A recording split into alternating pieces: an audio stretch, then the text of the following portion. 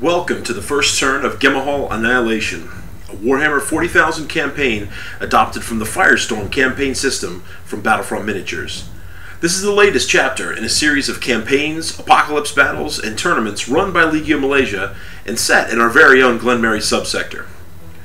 At this point in our story, Imperial forces led by Lord Sentikon of the Angel Sanguine have invaded the chaos-held world of Ghemehaal. Massive gains were initially made. The speed and firepower of the Imperial advance proved to be too much for the scattered Chaos defenders.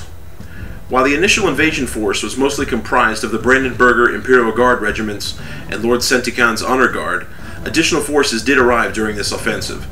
These included the Grey Knights, the bulk of the Angel Sanguine, the Blood Angels, and even Krieg armored regiments of the Imperial Guard.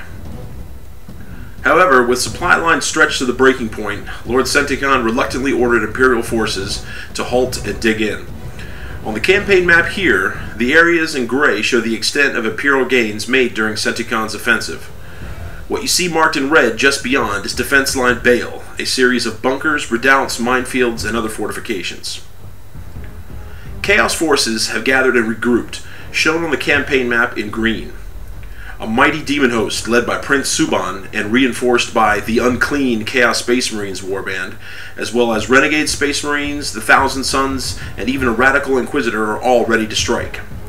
This is the situation at the start of our campaign on turn 1. What were the commander's plans for the start of the campaign? I asked them both this very question. So actually, we are going to capture Ollie on first turn. So, me and the other guys focus on the south of the map. Turn 1 is basically about consolidating all the territories that we have. We know that Chaos has more forces than us, so we've got to make sure that we hold our lines, basically. The first battle was fought in Desica Nox, as Blood Angel forces commanded by Dan were attacked by Prince Suban himself and his demon horde from the Fulson foothills. Suban had several Firestorm troop options to choose from, but ultimately went with a Chaos Predator and a pair of Chaos Dreadnoughts.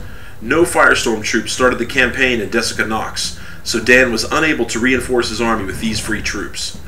Both armies were in supply. In a hard-fought 1750-point kill point game, Dan's Blood Angels were nearly annihilated by Suban's demons with little Chaos losses. No Firestorm troops were destroyed, so Chaos immediately advanced into and took control of Desica Nox. Chaos victory. Up next, Iqbal's Alpha Legion allied Radical Inquisition forces attacked the Cainiflade Reach from the Netherzaf Gap. The Reach was defended by Kyrul's Angel Sanguine.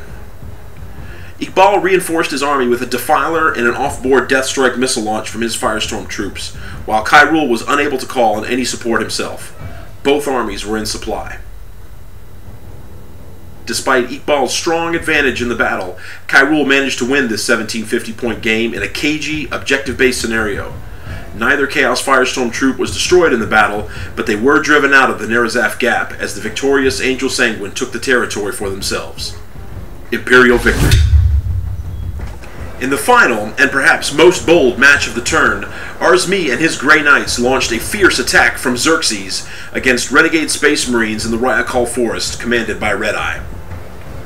Arzmi reinforced his attack with an Imperial Guard mechanized engineer section, while Red Eye chose not to risk his own Firestorm asset in the battle. Both armies were in supply. Taking few losses themselves, Arzmi's Grey Knights routed the traitorous Astartes from the forest and forced Red Eye to retreat his Firestorm asset to an adjacent Chaos-held territory. In a brutal 1750-point contest, nearly all of Red Eye's army was annihilated. Imperial victory. Once the battles were fought, we turned back to the campaign map and completed the final part of the turn, the strategic phase. Nothing much materialized from the sabotage and security portion. Early in the campaign, the Imperial forces have several redundant options for rail line transport. Alpha Legion operatives were unable to affect troop movement through their activities. However, exploitation moves were another matter entirely. These are moves made into adjacent enemy-held territories that have no Firestorm troops in them. While these moves cannot be made across the Bale defense line or into a city, Prince Suban nonetheless found two vulnerable territories and took them, the Blasted Plains and the Eastern Great Forest. By taking the blasted plains without a shot fired, this resulted in the Imperial city Olin being cut off and completely surrounded. The Imperial side was unable to make any moves of their own. Strategic moves were finished, and the turn's victory point totals were added up. At the end of turn 1, the Imperial side has a plus 250 point victory point advantage. A stunning victory if the campaign had ended this turn. However, they have a long way to go. With the final battles fought and the strategic moves made, I asked both commanders how they felt turn 1 went. The first turn didn't go well, but we managed to take over territory all around Olin. So that was the plan. So it was a good plan. Basically, turn 1 went very well. We managed to win 2 games. The Grey Knights screwed the Renegade Blood Angels, and Lord Sentigan of the glorious Angel Sanguine managed to kill the Renegade Inquisition. And that's it for turn 1, good citizens. While the 2 Imperial victories were commendable, the loss of Desica Nox and the Blasted Plains now directly threatens the city of Olin and puts the southern portion of the Imperial lines at extreme risk. Will Chaos exploit the breach, or will Imperial forces cast them out? Can Olin hang on until help arrives? Tune in this Friday to find out. Ghemehaal Annihilation has only just begun.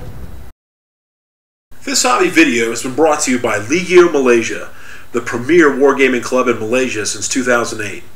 For more information about our club, please visit our site at legiomalaysia.blogspot.com.